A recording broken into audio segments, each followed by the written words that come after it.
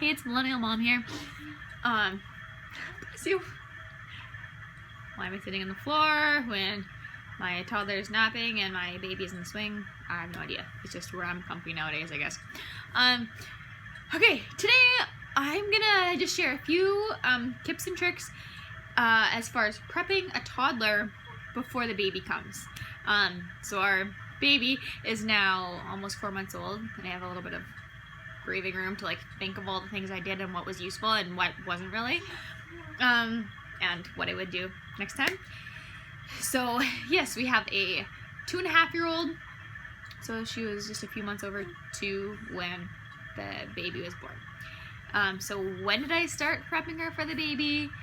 The minute the pregnancy test came back with 2 little lines. Because we wanted as much time to do as much stuff with her as we could, and B, because we wanted her to be as used to the idea of having a baby in our house as she could possibly be before the baby actually arrived. Of course, with toddlers, do they know what it means when you say oh, we're gonna have a baby in the house? No, they have no idea what's gonna hit them. All of a sudden, their world is gonna get rocked, and they are no longer going to be the only one who needs your attention. Really, there's no way you can explain that to them before the baby comes.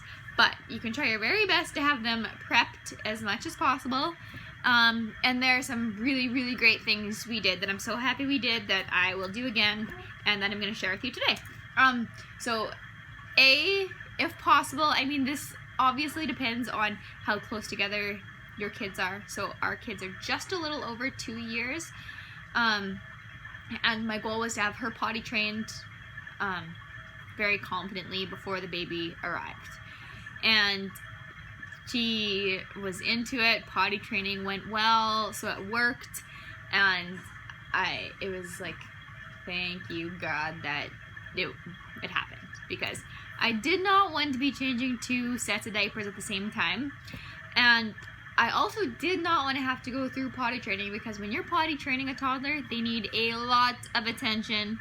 And I did not want to have to do that with a baby who also needs a lot of attention. So starting way back, as soon as we found out we were pregnant the second time, we got her, actually it was a little bit before that already. It was last summer, sort of in anticipation anyways. And it worked well because she was interested in the potty. So it wasn't that hard.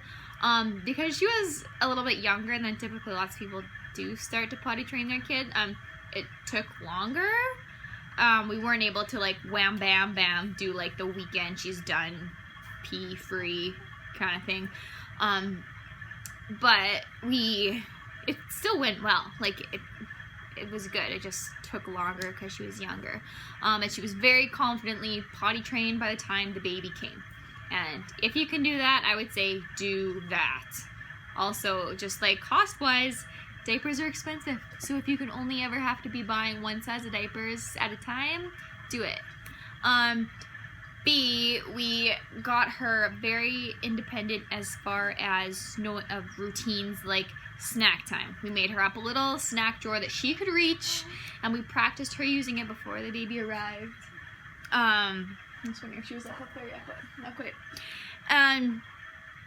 But we taught her also, we didn't want it to be chaos, snacks whenever we want, that she could get her own snacks, but she had to come and ask us first. And so we practiced that, but by the time the baby came, it wasn't because of the baby that she had to go get her own snacks. It was, we've been telling you you're a big girl for a long time now, and you've been practicing getting your own snacks. Now it's go time, girl. You only get your own snacks. I mean, not only, I cut her up apples and grapes and whatever, but when it's just yeah, you need a snack, yes, here's something healthy, ready for you, you go grab it, kind of thing. Okay, so those kind of things. We also got her really interested in as many independent activities that she could be really excited about and want to go do as possible before the baby was born. So just examples puzzles, all kinds of little different games that she could play with her little people. She likes to set up habitats, she likes to make a parade, lots of things that take a lot of time for when you need to change that doozy of a diaper or feed the baby for like the 5th time in 2 hours. You never know. Well, babies sometimes just need a lot of your time. So if you can have activities that use a lot of the toddler's time, that's great. An activity that they're really excited to go do, like parades. It was for her. So it takes her 15 minutes to line up all of her little people in a parade, and she's totally capable of doing it by herself, and it's exciting. So she doesn't feel like you're giving all your attention to the baby and not her. She's doing something fun. She doesn't even want you there. It's her own thing. So potty training. So independence, taking care of themselves. Oh yeah, we put lots of her like necessity clothes, like some play clothes and some pajamas, and some shoes where she could reach them. So there, not that all of her good clothes are like all over her room all the time. No, we kept like her nice clothes like up where I take them up for her. But if we really just need her to quickly go change her shirt, she can do it because there's some that she can reach. So potty training, independence, snacks, clothes, etc. And then games that are fun for her to play by herself. And we got all of this going long before the baby came, so that she was doing these things because she was a big girl, not because the baby came.